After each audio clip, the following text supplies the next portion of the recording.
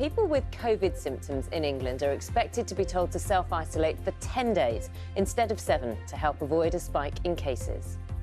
Good morning. With Spanish holiday hopes dashed, what if you try and transfer to a UK break? Bookings have been booming, but what's that done to availability and prices?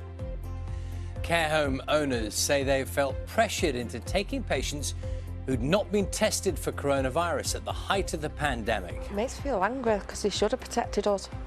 They should have, from the day one. A quarter of Britain's native mammals, including red squirrels and hedgehogs, could be at risk of extinction.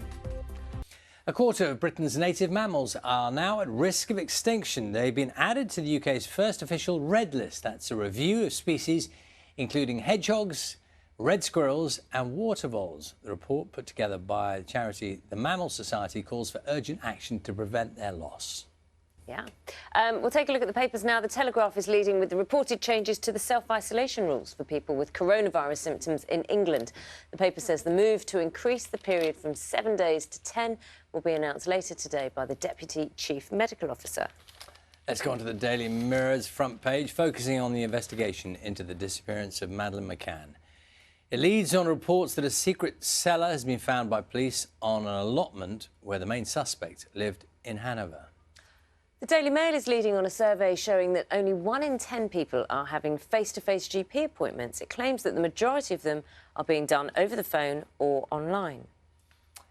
And online, one of the most read stories on the BBC website reveals one of Stonehenge's best-kept secrets. The origin of some of the giant stones have been uncovered after thousands of years. So, stars of a slightly more obvious variety here. See what I did there? Look. I did.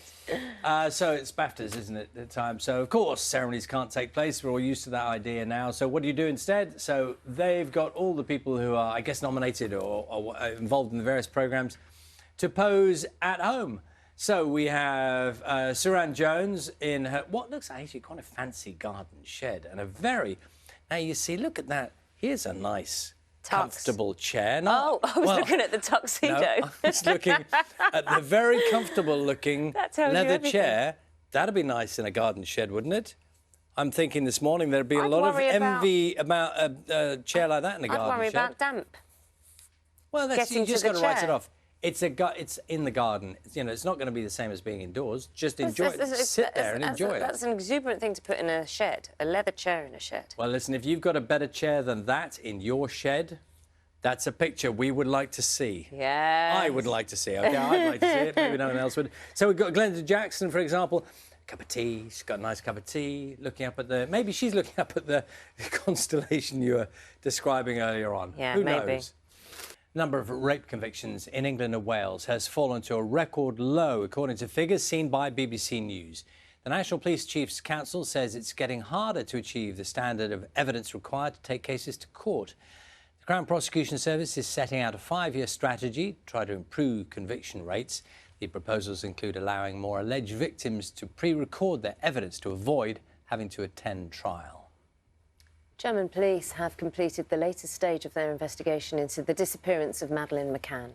They've been searching an allotment in Hanover, believed to have been rented by the prime suspects in the case, a convicted paedophile who's in prison in Germany. It's reported the foundations of a garden house were discovered at the site and a hidden cellar room was found.